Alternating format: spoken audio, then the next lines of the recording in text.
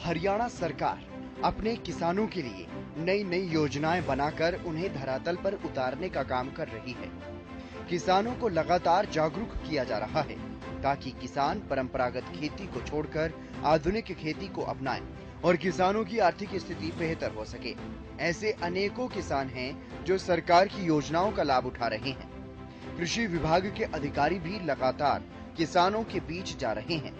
किसानों का मार्गदर्शन किया जा रहा है और जो किसान विभागीय अधिकारियों के दिशा निर्देशन में खेती करते हैं वो अच्छी पैदावार भी ले रहे हैं, अच्छा मुनाफा भी कमा रहे हैं और न सिर्फ लाभ कमा रहे हैं बल्कि प्रगतिशील किसान बनकर अन्य किसानों के लिए प्रेरणा स्रोत भी बन रहे हैं। ऐसे ही किसान हैं गुलाब सिंह और जीतन राम डागर। एक तरफ बेहतर फसल के लिए जहां किसान यूरिया और डीएपी समेत न जाने कितने पेस्टिसाइड्स और कीटनाशकों का इस्तेमाल करते हैं, तो वहीं किसान गुलाब सिंह और जीतन राम डागर जैसे कुछ जागरूक किसान ऐसे भी हैं जो इस परंपरा से इतर आधुनिक खेती कर रहे हैं। बिना किसी कीटनाशक और पेस्टिसाइड के जैविक खाद से प्राकृतिक खेती कर रहे हैं। फरीदाबाद के गांव जाजरू के रहने वाले प्रगतिशील किसान गुलाब सिंह पिछले 2 सालों से जैविक खेती कर रहे हैं। इससे न सिर्फ जमीन की उपजाऊ क्षमता बढ़ती है बल्कि पेस्टिसाइड और कीटनाशकों के माध्यम से उगी फसल से जो बीमारियां फैलती हैं उनसे भी बचाव होता है और जैविक खाद से उगाई गई फसलों की डिमांड भी ज्यादा रहती है। इसलिए किसान गुलाब सिंह का काफी फायदा हो रहा है। उन्होंने बताया कि वो सरकारी योजनाओं का लाभ भी ले पा रहे हैं और इसके अलावा विभागीय अधिकारियों की मदद से नई नई तकनीक का इस्तेमाल कर खेती से अच्छी पैदावार ले पा रहे हैं। इस बार उन्होंने अपने खेतों में जैविक खेती के चलते बाजरा, ज्वार और कपास की फसल उगाई है जिसकी अच्छी पैदावार खेतों में नजर आ रही है। सर क्या नाम आपका? गुलाब सिंह। गुलाब सिंह जी, कौन सा गांव है? जाजरू। जाजरू है। किस चीज की खेती करते हो आप? हम कॉटन की करते हैं, बाजरे की है, ज्वार है। ऐसी क्या अनोखी खेती करते हो जो जिस तरीके से हमने सुना है आप बिना खाद के जो है खेती का प्रयोग कर रहे हो? अब के हमने पहली बार देखा जी कॉटन की करके जी और बाजरे की करके। अच्छा, अब के हमने पहली बार देखा, बढ़िया रिजल्ट है बिना खाद के। बिना खाद के। फिर क्या यूज करते हो आप इसमें जब खाद नहीं डालते? गोबर की खाद डालते हैं। गोबर की खाद डालते हो। कहाँ से आया आपको ये आइडिया कि बिना खाद के जो है अब की बार खेती की जाए? जो ये पिछली बार मैडम आई कृषि एग्रीकल्चर से जी, उनने सुझाव दिए, कहा आप ऐसे करके देखो, तो उनकी सलाह से किया। कितने एकड़ में आपने जो है ये खेती की हुई है? लगभग 4.5 किला में कॉटन की है और 4 किला बाजरा। अगर लागत की अगर बात की जाए तो 1 किला में कितनी लागत आती है? लागत तो लगभग 4-5 हजार तो 1 किलो में आ जाती है। और अगर बचत की बात की जाए तो?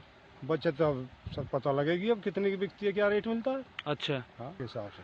तो सरकार का कितना सहयोग मान रहे हो आप? ये हमें तो मैडम नहीं बताती तो हमें क्या पता है इसकी। अच्छा, ये सहयोग तो मतलब माना जाए सरकार की जो योजनाएं हैं, जो अधिकारी हैं वो आपको समय समय पर जागरूक करते हैं? जागरूक करते हैं, जरूर जागरूक करते हैं और उनसे आपको फायदा होता है। हाँ, फायदा। वहीं प्रगतिशील किसान जीतन राम डागर का कहना है कि हरियाणा सरकार की कृषि विभाग से संबंधित सभी योजनाओं का सीधा लाभ उन तक पहुंच रहा है। सरकार की तरफ से उन्हें आगे बढ़ाने की हर संभव कोशिश की जा रही है। विभागीय अधिकारी समय समय पर उनकी मदद भी करते हैं। क्या नाम सर आपका? मेरा नाम जीतराम डागर। डागर साहब, कौन सा गाँव है और किस चीज की खेती करते हो आप? गाँव जाजरू है मेरा। इस सीजन में हमने कपास और बाजरा लगाया हुआ है। एक अनोखी पहल जो है आपने शुरू की है बिना खाद के खेती करने की। जी। क्या ये आपने पहली बार की है कि पहले से करते आ रहे हो? ये मेरा दूसरा साल है जी। दूसरा साल है। दूसरा साल है। आपको प्रेरणा कहाँ से मिली है किस तरीके की खेती की जाए? देखो जी, ये डॉक्टर लोग और हमारे कृषि अधिकारी भी बताते रहते हैं कि जैसे जैसे हम रासायनिक उर्वरकों का प्रयोग करें तो एक दिन हमारी जमीन की उपजाऊ शक्ति है वो खत्म हो जानी है। अच्छा, तो किसी ना किसी को तो पहल करनी पड़ेगी जी। मैंने भी ये सोचा कि क्यों ना शुरुआत करके देखी जाए। जिस तरीके से हम देख रहे हैं कि तमाम खेतियों के अंदर जो है यूरिया खाद इतनी मात्रा में डाल देते हैं कि जो सब्जी की बात की जाए, फसलों गेहूं धान की बात की जाए तो जो लोगों के शरीर में इफेक्ट कर रहे हैं, लेकिन आपने एक अनोखी पहल शुरुआत की है, तो कितनी कारगर साबित होगी ये? देखो जी, इसमें शुरुआत में पहली साल मुझे घाटा गया जी, और पिछली साल से इस बार फसल अच्छी है, परमात्मा ने चाहा तो कुछ फायदा ही होगा। अब आपने कपास की खेती की हुई है, कितने एकड़ में कर रखी है? मैंने 5 एकड़ कपास लगाई हुई है। 5 एकड़ में। तो कितनी इसमें लागत आती है और मेहनत की अगर बात की जाए और फसलों के मुकाबले कितनी मेहनत है इसमें? देखो जी, मेहनत तो है कपास में। अच्छा, मेहनत तो है, मेहनत तो होती है, लागत कम है, पानी की जरूरत कम पड़ती है, खाद तो चलो हम डालते ही नहीं, ऑर्गेनिक खेती कर रहे हैं। कितनी लागत आती है 1 किले की अगर बात की जाए? लागत ये है जी, करीब 1600 रुपये का तो एकड़ का वो बीज आता है। अच्छा जी। और अपने यहाँ 1000 रुपये बिजाई वाले लेते हैं, मशीन वाले। फिर इसके चुगने की बात आती है, जब कपास खिलने तैयार हो जाती है खिलकर, तो वो हमें 13-14 रुपये पर किलो के हिसाब से लेबर मिलती है। लेबर मिलती है। हाँ। तो अगर बात की जाए, सरकार ने जो पोर्टल चलाए हुए हैं, क्या उन पोर्टलों से आपको कृषि के लिए कोई जानकारियाँ मिलती हैं क्या? हाँ, कृषि अधिकारी ADO वगैरह आते रहते हैं, सेमिनार करते रहते हैं, बताते रहते हैं। अच्छा, हम उनको फॉलो करने की कोशिश करते हैं। अगर बचत की बात की जाए तो कितनी बचत इस खेती में हो जाती है लागत के बाद? लागत इसमें कोई खास नहीं है जी, ऑर्गेनिक खेती में। बचत कितनी है इसमें? हाँ, बजट ऐसा है, काम चल जाता है। अच्छा, हाँ। मतलब घर का गुजारा चल जाता है? घर का गुजारा चल जाता है। ये मार्केट के ऊपर भी डिपेंड करता है, क्या रेट होता है? क्या रेट मिलता है। सरकार का सहयोग मिल रहा है आपको, नहीं मिल रहा? सरकार का सहयोग ऐसा है जी, कई बार बिजाई के टाइम बीज नहीं मिलता। अच्छा, और सरकार हमें ADO वगैरह कृषि अधिकारी जो जानकारी देते हैं, बीजों के बारे में बताते रहते हैं, यूट्यूब के माध्यम से भी हम देखते रहते हैं। जो वैरायटी नहीं निकलती हैं वो मार्केट में नहीं मिलती हमको। अच्छा, तो सरकार की जिम्मेवारी बनती है किसान को वो उपलब्ध कराई जाए। मतलब ये सरकार से बड़ा विनम्र निवेदन है मेरा। जैविक खेती की इस पहल का असर अन्य किसानों पर भी हो रहा है। अब अन्य किसान इन किसानों से प्रभावित होकर खुद भी जैविक खेती को अपना रहे हैं।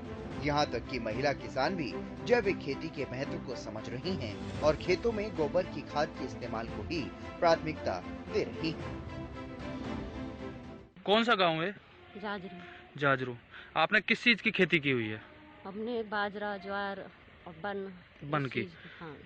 हम देख रहे हैं कि आपने जो है यूरिया खाद को छोड़कर जो है एक जो गोबर है उसकी खाद बनाकर जो है उसका इस्तेमाल कर रहे हो। हाँ। कितना फायदा कृषि को हो रहा है इससे?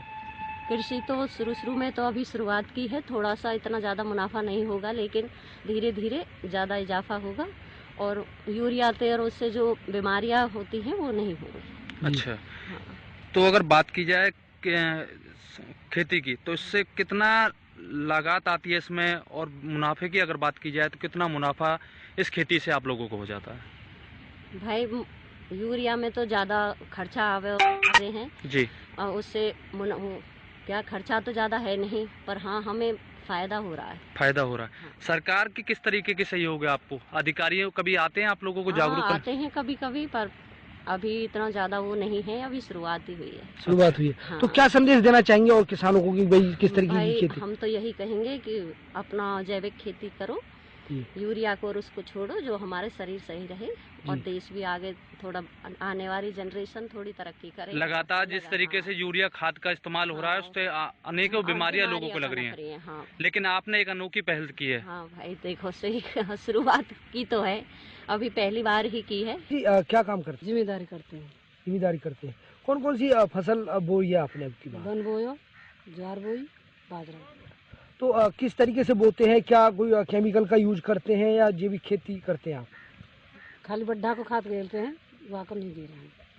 यूरिया वगैरह का यूज नहीं करते आप? नहीं करते। यूरिया वगैरह नहीं करते।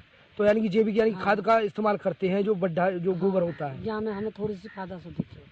फायदा दिखा किस है? तरीके से फायदा आपको लगा इस ये खेती है, में? ये ऐसा दिखा है कि मतलब वो वहाँ गेरे उससे बीमारी बहुत फैलती है, जी, अब बड्ढा के गेरते हैं तो उसमें बीमारी नहीं रहती है। बीमारी नहीं रहती। बीमारी तो क्या अब की बार फसल कैसी हुई है? अब की बढ़िया हुई है। तो कब से शुरुआत करी आपने? अभी साल तक कर।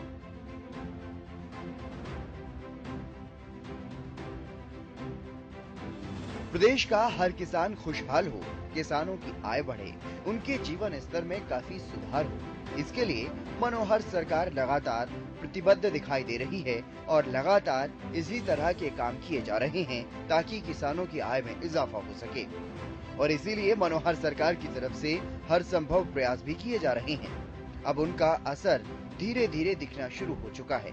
ऐसे अनेकों किसान हैं जो सरकारी योजनाओं का लाभ उठा रहे हैं और प्रगतिशील किसान बनकर दूसरों के लिए भी प्रेरणा का काम कर रहे हैं।